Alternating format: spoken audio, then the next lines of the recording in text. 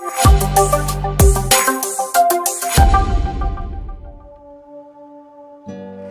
धर्म, जो बहुत ही पुराना और विविध धर्म है, उसमें बहुत सारी मान्यताएं और रीति रिवाज हैं। यह धर्म अपने आप में एक विशाल सांस्कृतिक और आध्यात्मिक धरोहर को समेटे हुए है। खाना, जो जीवन का एक अहम हिस्सा है, हिंदू धर्म में बहुत महत्व रखता है। यह न केवल शारीरिक पोषण का साधन है, बल्कि आध्यात्मिक और सांस्कृतिक पहचान का भी प्रतीक है। हिंदू धर्म में शाकाहारी और मांसाहारी खाने को लेकर हमेशा से चर्चा होती रही है। यह चर्चा केवल भोजन की पसंद तक सीमित नहीं है, बल्कि इसमें गहरे दार्शनिक और नैतिक विचार भी शामिल हैं। इस वीडियो में हम इस बारे में जानेंगे कि धार्मिक ग्रंथ क्या कहते हैं और अलग-अलग संस्कृतियां क्या मानती हैं। हम यह भी देखेंगे कि कैसे समय के साथ इन मान्यताओं में परिवर्तन आया है। पुराने ग्रंथों से लेकर आज के समय तक हिंदू धर्म में खाने को लेकर अलग-अलग विचार मिलते हैं। यह विचारधारा समय और स्थान के अनुसार बदलती रही है।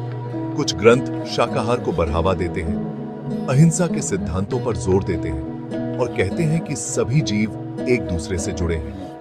यह विचारधारा जीवन के प्रति एक गहरे सम्मान को दर्शाती है। वहीं कुछ ग्रंथों में मांस खाने का भी जिक्र है, खासकर कुछ खास परिस्थितियों में या कुछ समुदायों द्वारा। यह दर्शाता है कि हिंदू धर्म में विविधता और अनुकूलनशीलता का कितना महत्व है। विचारों की यह विविधता हिंदू धर्म की समृद्धि और अनुकूलनशीलता को दर्शाती है, जो हजारों वर्षों में विभिन्न सांस्कृतिक मानदंडों और भौगोलिक परिस्थितियों के हिसाब से विकसित हुआ है। यह विविधता ही इस धर्म की ताकत है। हिंदू धर्म में शाकाहार और मांसाहार को लेकर बहस सिर्फ खाने की पसंद का मामला नहीं है। यह दार्शनिक, नैतिक और आध्यात्मिक विचारों से गहराई से जुड़ा है। यह बहस जीवन के मूल्यों और सिद्धांतों को भी छूती है। इन बारीकियों को समझने के लिए हमें हिंदू धर्म के मूल सिद्धांतों को समझना होगा, जैसे कर्म, धर्म और मोक्ष की प्राप्ति। यह सिद्धांत जीवन के हर पहलू को प्रभावित करते हैं, जिसमें भोजन भी शामिल है। ऐतिहासिक संदर्भ, धार्मिक व्याख्याओं और आज के समय में क्या हो रहा है, इन सब को देखकर हम इस विषय को और अच्छे से समझ सकते हैं। यह समझ हमें वर्तमान में सही निर्णय लेने में मदद कर सकती है। इस वीडियो का उद्देश्य हिंदू धर्म के भीतर विचारों की विविधता के प्रति गहरी समझ को बढ़ावा देना है और साथ ही व्यक्तिगत पसंद का सम्मान करना है। यह समझ हमें एक दूसरे के प्रति सहिष्णुता और सम्मान सिखाती है। अंततः हमारा लक्ष्य एक ऐसे सामंजस्यपूर्ण सह अस्तित्व का मार्ग प्रशस्त करना है, जो आध्यात्मिक शिक्षाओं और मानव अनुभव की व्यावहारिक वास्तविकताओं दोनों का सम्मान करता हो। यह सामंजस्य ही हमें एक बेहतर समाज की ओर ले जाएगा।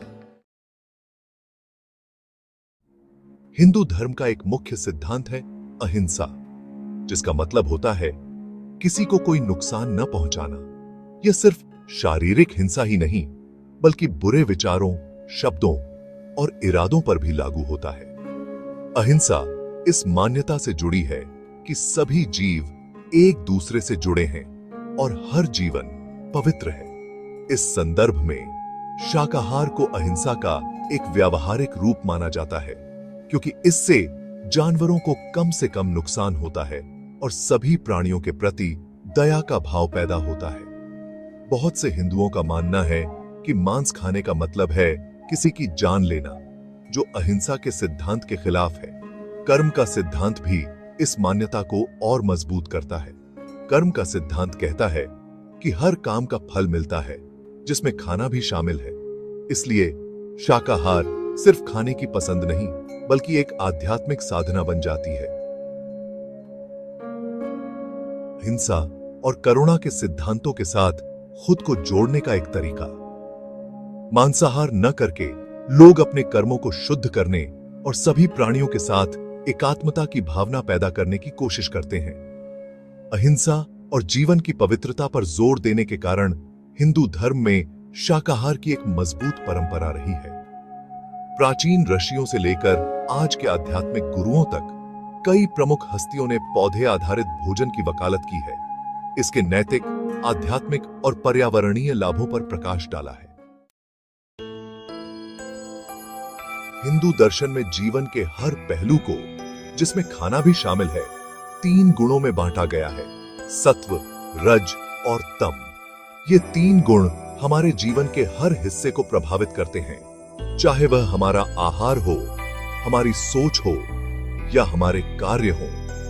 ये गुण प्रकृति के अलग अलग स्वरूप हैं जो हमारे शारीरिक, मानसिक और आध्यात्मिक स्वास्थ्य को प्रभावित करते हैं। सत्व, रज और तम, ये तीनों गुण हमारे जीवन में संतुलन और असंतुलन का कारण बन सकते हैं। सात्विक भोजन को शुद्ध, साफ और हल्का माना जाता है, जो एकाग्रता, ऊर्जा और आध्यात्मिक विकास को बढ़ावा देता है। यह भोजन हमारे मन को शांत और शरीर को स्वस्थ रखता है। इसमें फल, सब्जियां, दालें, साबुत अनाज और डेयरी उत्पाद शामिल हैं, जिनका सेवन ताजा और संयम से किया जाता है। सात्विक भोजन का सेवन करने से व्यक्ति में सकारात्मक ऊर्जा और मानसिक स्पष्टता आती है। राजसिक भोजन उत्तेजक, जोशीले होते हैं और शरीर में स्फूर्ति लाते हैं। यह भोजन हमारे शरीर को ऊर्जा देता है, लेकिन साथ ही हमारे मन को उत्तेजित भी करता है। इनमें मसालेदार भोजन, कैफीन और मांस शामिल हैं, जिनके बारे में माना जाता है कि ये क्रोध, बेचैनी और इच्छाओं को बढ़ाते हैं। राजसिक भोजन का सेवन करने से व्यक्ति में अधिक सक्रियता और उत्तेजना आती है। तामसिक भोजन को भारी, सुस्त और सड़ने वाला माना जाता है, जिससे आलस्य, अज्ञानता और आध्यात्मिक अंधकार पैदा होता है। यह भोजन हमारे शरीर और मन दोनों को भारी और सुस्त बना देता है। उदाहरण के लिए, ज्यादा पका हुआ या प्रोसेस्ड भोजन, बासी मांस और शराब।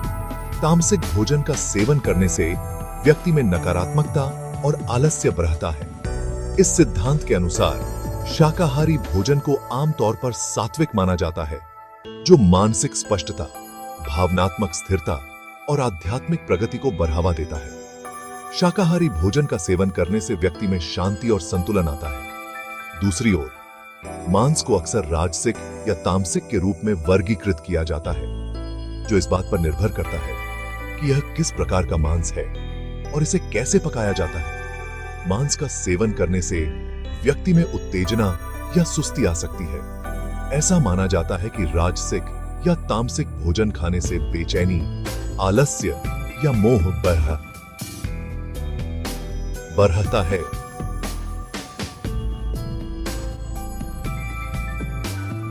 जिससे आध्यात्मिक विकास में बाधा आती है। यह भोजन हमारे मानसिक और आध्यात्मिक स्वास्थ्य को प्रभावित कर सकता है। हालांकि भोजन का इन गुणों में वर्गीकरण एक सामान्य दिशा निर्देश प्रदान करता है। यह ध्यान रखना महत्वपूर्ण है कि भोजन के प्रति व्यक्तिगत प्रतिक्रियाएं अलग अलग हो सकती हैं। हर व्यक्ति का शरीर और मन अलग होता है, इसलिए भोजन का प्रभाव भी अलग हो सकता है। व्यक्ति का स्वभाव, पाचन क्षमता और सांस्कृतिक पृष्ठभूमि जैसे कारक प्रभावित कर सकते हैं कि अलग अलग खाद्य पदार्थ हमें कैसे प्रभावित करते हैं। इसीलिए यह महत्वपूर्ण है कि हम अपने शरीर और मन की जरूरतों को समझें और उसी के अनुसार भोजन का चयन करें।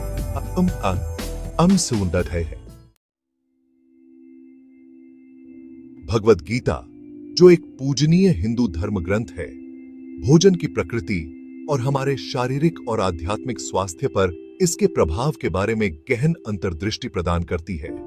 यह ग्रंथ न केवल धार्मिक और आध्यात्मिक दृष्टिकोण से महत्वपूर्ण है, बल्कि यह हमारे दैनिक जीवन में भी मार्गदर्शन प्रदान करता है। भगवान कृष्ण अर्जुन को अपने उपदेश में ऐसे भोजन के महत्व पर जोर देते हैं जो शरीर और मन दोनों को पोषण देता हो। उनके अनुसार सही भोजन का चयन हमारे जीवन की गुणवत्ता को बढ़ा सकता है और हमें शारीरिक और मानसिक रूप से स्वस्थ रख सकता है। कृष्ण भोजन को 3 प्रकारों में वर्गीकृत करते हैं: सात्विक, राजसिक और तामसिक, जो गुणों के व्यापक दार्शनिक ढांचे को ही दोहराता है। यह वर्गीकरण हमें यह समझने में मदद करता है कि विभिन्न प्रकार के भोजन हमारे शरीर और मन पर कैसे प्रभाव डालते हैं। बताते हैं कि सात्विक भोजन आयु, जीवन शक्ति, बल, स्वास्थ्य, प्रसन्नता और संतोष को बढ़ावा देता है। यह भोजन ताजगी और शुद्धता का प्रतीक है, जो हमारे शरीर को ऊर्जा और मन को शांति प्रदान करता है। दूसरी ओर राजसिक भोजन कड़वा, खट्टा, नमकीन, गर्म, तीखा, रूखा और जलन पैदा करने वाला होता है, जिससे दर्द, दुहक और बीमारी होती है। यह भोजन हमारे मन को उत्तेजित करता है और हमारे शरीर में असंतुलन पैदा कर सकता है। तामसिक भोजन को सड़ा हुआ, दुर्गंधयुक्त, बासी, अशुद्ध और अर्पण के लिए अयोग्य बताया गया है, जिससे भ्रम, दुख और कष्ट होता है। यह भोजन हमारे शरीर और मन दोनों के लिए हानिकारक होता है। हालांकि भगवत गीता विभिन्न प्रकार के भोजन और उनके अलग अलग प्रभावों के अस्तित्व को स्वीकार करती है, लेकिन यह स्पष्ट रूप से मांस खाने की मनाही नहीं करती है। यह हमें अपने भोजन के प्रति जागरूक और संवेदनशील बनने के लिए प्रेरित करती है। इसके बजाय यह सचेत रहकर भोजन करने के महत्व पर जोर देती है, ऐसे भोजन का चयन करने पर जो शारीरिक स्वास्थ्य, मानसिक स्पष्टता और आध्यात्मिक विकास के लिए अनुकूल हो। यह हमें सिखाती है कि सही भोजन का चयन हमारे जीवन को सकारात्मक दिशा में ले जा सकता है। कृष्ण की शिक्षाएं हमारे शारीरिक और आध्यात्मिक व्यक्तित्व की परस्पर वर्बुंडनहाइट पर प्रकाश डालती हैं। यह स्वीकार करते हुए कि हम जो भोजन करते हैं उसका हमारे विचारों, भावनाओं और कार्यों पर सीधा प्रभाव पड़ता है। यह हमें यह भी सिखाती है कि सही भोजन का चयन हमारे जीवन में संतुलन और शांति ला सकता है। अपने आहार के बारे में सचेत रहकर चुनाव करके हम आंतरिक सामंजस्य की स्थिति पैदा कर सकते हैं और अपनी आध्यात्मिक यात्रा का समर्थन कर सकते हैं। यह हमें अपने जीवन में अधिक संतुलन और शांति प्राप्त करने में मदद करता है।